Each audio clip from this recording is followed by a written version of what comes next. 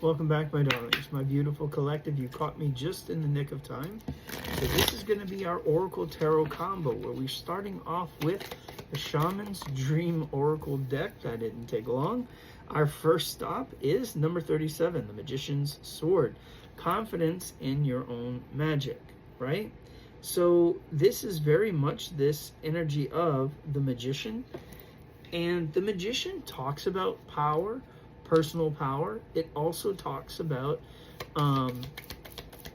creativity, spark, but also self-mastery. So there are a lot of components there. So every bit this Magician's Sword, confidence in your own magic. It's number 37, by the way. All right, what else is next? What's the next message that Spirit has for us for today? The Horned Cactus, resourcefulness. Number 29. So what I'm seeing here is, yeah, life may get a bit thorny. You know, you may get things that you don't expect that kind of stick you, prick you, or otherwise, you know, cause mischief. But with the sun shining from behind, it also reminds us that, you know, even when things don't look at their best and their brightest, the sun always rises, right? So there is, in essence, the dawn of a new day. We're not going to stay stuck forever. We may get stuck, but we're not going to stay stuck. Galactic Mushroom, the Divine Matrix. Interesting. Number 24. This card actually is a bit, I find the image a little disturbing. You know, it's, when I see this card for the mushroom, you don't necessarily think of a mushroom as something that blooms. But here, it's like the layers of the mushroom have kind of peeled back, and it almost is like, I guess, a spore sac, where, you know, things are just kind of like floating everywhere. I feel like what it's trying to tell us here, though, with the Divine Mushroom, or the Divine Matrix, is that, you know, as mushrooms have sometimes hallucinogenic properties, things may not always be as they seem, you know? And so, but there is a certain level, interestingly enough, with mushrooms that underground, just like trees, they're connected in ways that we don't quite realize, right? Maybe like this mycelial network. For those of you who like Star Trek Discovery, maybe a tie-in to that.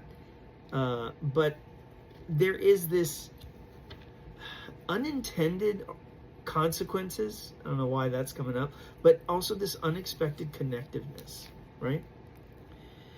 All right. I can only share what Spirit's given on that one, but I feel like that's important. Maybe you don't see the connectedness of everything behind the scenes. Maybe that's what this is trying to convey to us. Number 54, the Crossing, initiation. In as much as we just had the Divine Matrix, right? A little bit of you using your own magic, you being resourceful, not understanding that everything is connected. Now it's telling us you are being initiated into something, right? Perhaps you are starting to learn your power, right? Within the Divine Matrix, within this system. And so I feel like if you're the Divine Masculine or the Divine Feminine, there are these steps, these rites of initiation, a bit of Taurus energy, trusting in Spirit, and also a bit of that Divine Feminine energy with the High Priestess, maybe being initiated into the sacred mysteries. Right? Number 61 is Whale Song, resonating. Is any of this resonating with you, right? Or are you finding your path, your purpose? Are you on this divine masculine, divine feminine journey? Twin flames, if you resonate with that label too. Or are you trying to find your path and purpose? Number 53, stranger and curiosity. I think if nothing else, maybe you are curious about how things are going to play out here. Curious about what it is that you can do. What powers do you have, right? Understand we are all powerful beings. It's in how we use it. Number 55, the farther gate. Bold step forward. Maybe it's about being curious to take those next steps, to move forward. to push beyond your limitations, push beyond that gate, right? The road less traveled, faraway destination, or, you know, the energy of doing something new, stretching yourself. Number 62, Willow of the Wisps, treasures hidden in the shadows. And I feel like that's kind of like the point. You'll never know what you discover or what lies lurking ahead, perhaps in spaces unseen. So this is all about being a bit curious, using that light and shining it forward. Not only to see the road ahead, but maybe to give inspiration for others as well, to be bold, to be confident, to try something new. Many masks, the authentic self, number 38. Yeah. So I feel like this is all leading you towards your authenticity. Again, towards your path, towards your purpose, towards what you are meant to do in this life and the people whose lives you're meant to touch. Number 41, Moon Maiden, new beginnings. And I do feel like there are many new beginnings ahead. But it first starts with authenticity. Let that be the first stone or stepping stone on your path forward. The energy at the bottom of the deck, number 6. We started talking about this a little bit earlier. Cosmic Womb, the Divine Feminine. When I think of the Divine Feminine, Cosmic Womb, what are you giving birth to? What are your passions? And it doesn't necessarily mean like physical birth, but maybe we're giving birth to a project, to a new idea, to a new work endeavor, right? Whatever this is. Use your intuition as you move forward. All right, let's transition over to the tarot. This is the Final Revelations Tarot deck. We're going to use that as we move along.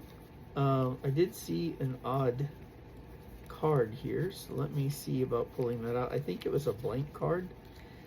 I thought I had removed it, but maybe not. Oh, there we go. Interesting. All right, it says no guidebook and replacement card.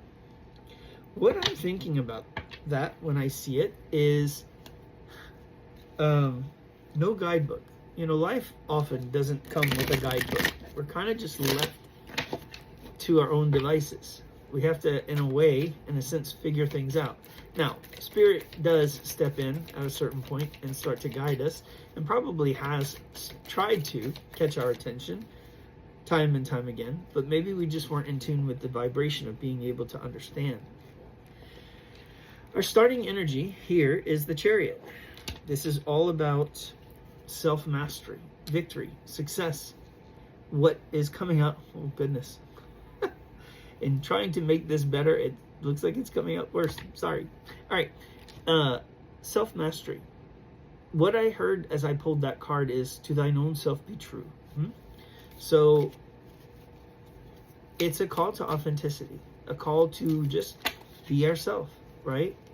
To own it, to own our, you know, our passions, our habits, whatever this is. Interesting. So we have the Chariot and our potential or challenge. So we have 9 of Swords and the Lovers. So the Lovers, it can be about a love connection, and the 9 of Swords can be about the Lovers are about a love connection, or it can be about a choice, and the 9 of Swords, anxiety and worry. So I feel like there is this movement towards needing to make a decision, and whatever this is, I feel like there is this energy of worry or anxiety that's coupled with it. Am I making the right choice? Am I doing the right thing? Are we heading in the right direction? You know? The focus on 5 of Wands and the Page of Swords. So the 5 of Wands is about restrictions or roadblocks, and the Page of Swords can be delayed communication. It can be communication from a distance. It could be someone who's spying in this period of separation or no contact. There are many different things that these two cards can represent, but it can also be, what have you learned in this time period apart, in this separation, from the hell that you've gone through in certain respects, right? What have we learned here? What's the lesson is kind of like what I'm kind of getting. So what's the lesson here? What is the strength position? The strength position. So this is kind of like what we've been doing well. Queen of Wands energy, feminine fire energy. So this is Leo, Sagittarius, or Aries. It doesn't have to be, can be sun, moon, rising, or prominent placement. Overall, the energy, the embodiment of this Queen of Wands energy is that of confidence, boldness, but it is this self-assured position, right? In order for you to receive your manifestation, you have to be confident in your own magic, and you have to know that it is for you. It's going to come in for you, right? So this is about having that confidence in your own swagger and your own magic. And it is more about attracting and being magnetic than it is about forcing. So this Queen of Wands, right, who's highly attractive, can be very seductive, can just, she has this, she's oozing this charisma, this, like, all that in a bag of chips kind of energy. And so, like, it's an old saying, I know, I'm old. It is like this energy of, you know, I know what I've got, I know what I'm worth, and standing in that and really owning that. And there is this high level of attractiveness to that quality, right? When somebody knows what they're talking about, when they're so self-assured, and when they can back it up, they just embody it, they live this life, right? That is highly attractive, because not everyone can do that. I mean, everyone can, but not everyone does. Let's put it that way, right? So not everyone walks around with this level of confidence and bravado. But this Queen of Wands, she knows her stuff. She knows what she's got. She knows what she can do. So, of course, she's going to flaunt it. She's like, I know. I don't have to do anything. All I have to do is sit here and look pretty. And that's all she does, right? So let's see what the recent past is. What is our recent past here? What is our recent past? 2 cards. So we have the 3 of Cups and the 4 of Cups. 3 of Cups energy can be celebration. It can be this energy of reunion or getting together, but it can also represent third-party situation, which is kind of, unfortunately, what I feel this represents. Especially since our starting energy happened to be the Chariot, the Lovers. It's almost like someone's in this energy of needing to make a decision, or maybe a decision that they did make, they're not so confident that they made the right one. That's where that 9 of Swords comes in, that worry, that regret. And I feel like with the 5 of Wands, this does talk about that conflict. So it really does lend credence to that 3 of Cups being more of an impediment, right? Of a third-party situation, a blockage, rather than the happier vibe of celebration. Next, it's also paired with this 4 of Cups energy, which kind of represents either apathy or this energy of, I've sipped through these 3 cups and I'm really not happy with any of the cups that I'm not happy with the drinks or the choices that I've had from those 3 cups. So now I'm kind of stuck in this energy of wanting more, of still being thirsty, of not having enough, not being fulfilled, right? So I feel like that's the energy of the past. There is this lack of excitement, this lack of fulfillment, this lack energy in its entirety. Like you don't feel complete or whole. So what is the near future? What does the future bring here in this reading? Where are we going? The 3 of Pentacles. So whereas before, this 3 of Cups energy may have been more of this, like, okay, not being satisfied. Now we have 3 of Pentacles. Interesting that there's still kind of like this hint of a third party or of this, whatever this was. But now this is more along the lines of this energy of cooperation, of wanting to build something, of something just being slow. Let's take one more card to check our math with the tone of that Three of Pentacles energy. I feel like it's more of upbeat and positive, but let's take a look. Ooh, okay. So we have the Tower. In a way, it can be. I'm still going to take it in the positive, but this is why. Okay, so as someone is starting to possibly reflect on this third-party situation here, figuring out, okay, well, I wasn't happy with the decision that I made. Now I feel like with the Tower, coupled with it, there is this sudden shock realization, this aha moment. Maybe the divine finally smacked them upside the head with a divine brick. And I feel like this energy is like, oh, well, maybe I need to do something different. So the Tower talks about being shaken loose or thinking about something in a totally different way, drastic change, acceptance, or release. Maybe whoever this is attached to your energy, you know, I feel, because I do feel like this is kind of from the perspective of the divine feminine. So I feel like this divine masculine, I think this is the story here, is gonna let the third party go. There is going to be shaken loose or letting something go. And this instant realization, this double message of not only do I want to do that, but I do want to build with the person that I unfortunately took for granted. I'm going to take that card flying out as confirmation, especially since it's also a pentacle. The suggested approach is the King of Pentacles. In a way, this King of Pentacles energy is talking about knowing your worth and your value. This guy, and keep in mind, this is energy, not gender. This guy knows how to wait and to be patient, right? They are patient. They wait for this opportunity. It's not necessarily waiting. They know exactly when to move, right? They know when they've got a good thing, and they know when not to pass up a deal. And so I feel like the suggested approach for both is for the divine feminine, know your value. For the divine masculine, don't let a good thing slip through your fingers, right? So what do we need to know? The Queen of Pentacles. Divine feminine. Not only is this a divine couple here, okay? So divine masculine, divine feminine. So what do you need to know, divine feminine? Again, know your worth and know your value. But not only that, she is compassionate, supportive, kind, nurturing, and she also knows patience. It's sit back and trust. Trust with hope and with faith that all that you've asked for and desire will come your way. What is the hope and or fear? The hope and or fear is the Ten of Swords. So I feel like this is the fear.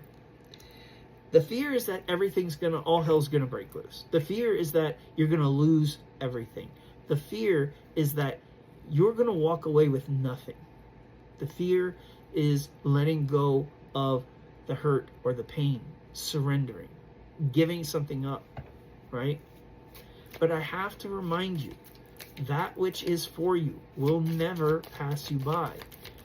What is meant for you will always find a way to you, okay? What is the probable outcome? Should we be brave enough to conquer the fear of loss? Nine of Pentacles. So the Nine of Pentacles talks about abundance. But more than that, it is self-reliance. It is self-worth, self-value. That is the main mission here. It's discovering who the hell you are at your core. That it's about cultivating this unshakable faith in your abilities, this confidence that you know what you bring to the table. You know your value. You know your worth. So stop settling. Stop letting yourself be defined by the opinions or the points of view of others. This is your life, your experience, your story. Stand up, speak your truth, live in your authenticity, and do the damn thing. The energy at the bottom of the deck is the Five of Pentacles. Again, this is a test of faith. a test of your self-worth and value. So own it. Peace, love, and light.